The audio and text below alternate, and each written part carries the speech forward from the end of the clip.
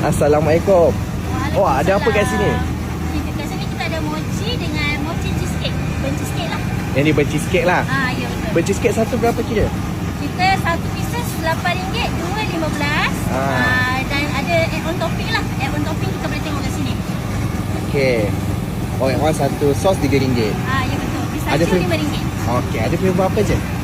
Untuk cheesecake kita ada coklat, original, matcha, red velvet dengan strawberry. Okey, boleh bagi satu yang paling best kat sini. Paling best coklat. Coklat, okey boleh. Satu. Satu topping apa tu? Pistachio lah, pistachio. Pistachio, okey.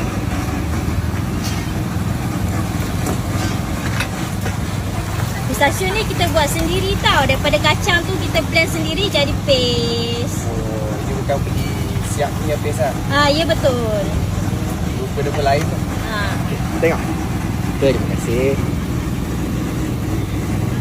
Nak try satu lagi strawberry.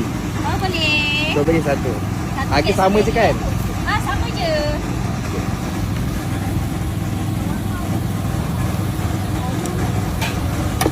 Okey, nak letak sos strawberry Strawberry boleh. Okey, boleh. Ini strawberry jam lah kan? Ya, strawberry jam.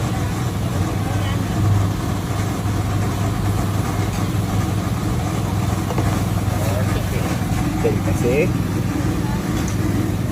Ni kalau mochi kira macam mana? Sebiji RM2.5, combo 5 biji RM10. Oh, 5 biji RM10. Ya, betul. Okay, what your best flavour je? Best flavor. Okey, kita bagi blueberry cheesecake. Okey. Pistachio crunchy. Crunchy tu dalam ada apa? Dia crunchy tu daripada Nestum. Okey, coklat Nestum. okey. Okey, baik. Kita bagi coklat. Yang best lah, yang selalu habis dulu.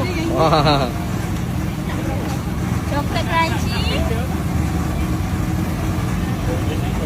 Dengan suka matcha tak? Macam boleh? Matcha. Kita bagi matcha crunchy. Okey. Kita tengok. Kalau sini RM10. Ya, Oh, macam ni comel RM10. Okey.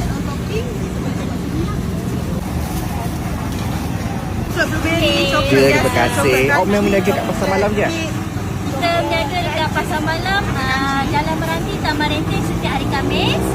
Hari Isnin, pasar malam Jalan Durian, Kota Masai. Okey. Hari Ahad, pasar malam Jalan Mangga, Kota Masai. Oh, 3 tempat je lah. Setakat ni 3 tempat. Okey, baik. Okay. Terima kasih. Assalamualaikum.